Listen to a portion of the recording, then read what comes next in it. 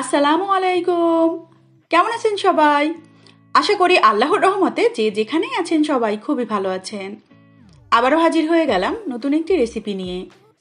আজকে তৈরি করে দেখাবো খুবই সহজভাবে এবং খুবই মজার একটা নানপুরির রেসিপি। এটাকে নরমালি কিন্তু আপনারা নান পরোটাও বলতে পারেন। চলুন তাহলে এই মজাদার নানপুরির পুরো প্রস্তুত প্রণালী দেখে আসি। নানপুরিটা তৈরি করার জন্য প্রথমে একটা পারফেক্ট ডো তৈরি করে নিতে হবে। তার জন্য এখানে বড় একটা বোলের মধ্যে আমি নিয়ে নিচ্ছি হাফ কাপ পরিমাণ কুসুম গরম পানি। তার সঙ্গে দিয়ে দিচ্ছি 1 চামচ পরিমাণ চিনি, 1/4 চা চামচের মতো লবণ। তার সঙ্গে সঙ্গে দিয়ে দিচ্ছি আমি 1 চা চামচ পরিমাণ ইস্ট।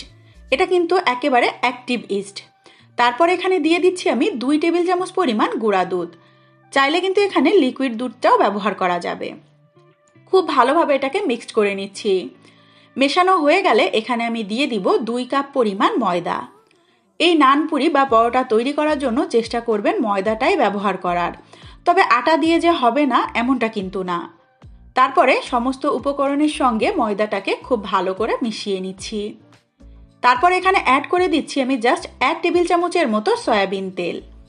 আপনারা চাইলে এখানে কিন্তু বাটারটাও ব্যবহার করতে পারেন, এতে করে স্মেলটা কিন্তু খুবই ভালো আসবে। এখন আমরা এটাকে খুব ভালো করে মথে নিব। নর্মালি রুটি বা পরোটা তৈরি করার জন্য যেভাবে করে একটা সফট ডো তৈরি করে নিই সেভাবেই করে তৈরি করতে হবে। সম্পূর্ণ ডোটাই আমি কিন্তু এখানে তৈরি করেছি হালকা কুসুম গরম পানি দিয়ে। এখানে কিন্তু কোনোভাবেই ঠান্ডা পানি ব্যবহার করা যাবে না। তারপরে হাতে সামান্য একটু তেল লাগিয়ে সম্পূর্ণ ডোতে এভাবে করে মাখিয়ে নিচ্ছি, যাতে করে উপরের দিকটা ড্রাই না হয়ে যায়। একটা প্লেট দিয়ে ঢেকে এভাবে একটা গরম জায়গায় জাস্ট 1 ঘন্টার জন্য আমি রেস্টে রেখে দিচ্ছি। ঠিক 1 ঘন্টা পর দেখতেই পাচ্ছেন মাশাআল্লাহ ডোটা ফুলে কিন্তু 3 গুণ হয়ে গিয়েছে। এখন হাত দিয়ে আলতো করে জাস্ট ছোট ছোট করে আমি লেচি কেটে নিচ্ছি। মোটামুটি লুচি বা পরোটা তৈরি করার জন্য যতটুকু পরিমাণ লেচি দরকার ততটুকুই কেটে নিচ্ছি। আমি বেশ বড় বড় করেই কিন্তু পুরিগুলো তৈরি করব, নর্মালি পরোটা সাইজের।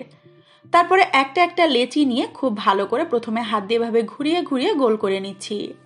এখন সামান্য একটু ময়দা দিয়ে খুব ভালো করে এটাকে পাতলা করে আমি বেলে নিচ্ছি। নর্মালি রুটি আমরা যেভাবে বানাই ওভাবেই কিন্তু বানাতে হবে, তবে একটু মোটা রেখে আপনারা যদি এই লুচিগুলো তৈরি করেন তাহলে লুচিগুলো কিন্তু একেবারে বালিশের মতো ফুলে উঠবে।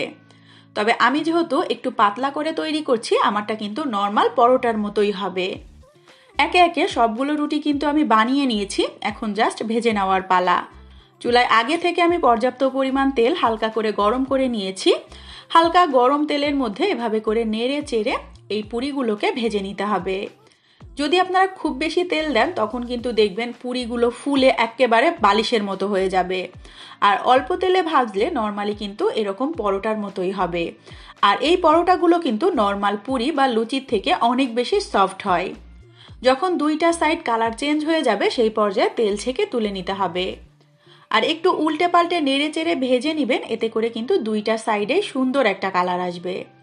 আর দেখতেই পাচ্ছেন যেটা কিন্তু একটু মোটা করে বেলেছি সেটা কিন্তু একেবারেই পুরির মতো হয়ে গিয়েছে। একই প্রসেসে আমি সবগুলো বানিয়ে নিয়েছি, এখন জাস্ট সার্ভিং এর পালা। গরম গরম এই নান পুরিগুলো আমরা চিকেন কারি দিয়ে সার্ভ করেছিলাম। আপনারা চাইলে যে কোনো মাংসের ঝোলের সঙ্গেই কিন্তু পরিবেশন করতে পারেন। খুবই অল্প সময় তৈরি করা হলেও এই নান পুরি বা পরোটাগুলো খেতে কিন্তু বেশ মজার।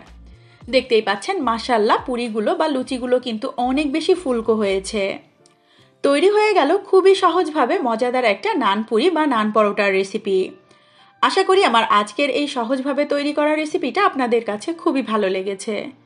রেসিপিটা যদি সত্যিই ভালো লেগে থাকে চ্যানেলটাকে সাবস্ক্রাইব করে চ্যানেলের সাথেই থাকবেন। রেসিপিতে লাইক অ্যান্ড কমেন্ট করবেন, বেশি বেশি করে শেয়ার করবেন। ধন্যবাদ। আল্লাহ হাফেজ সবাইকে। আসসালামু আলাইকুম।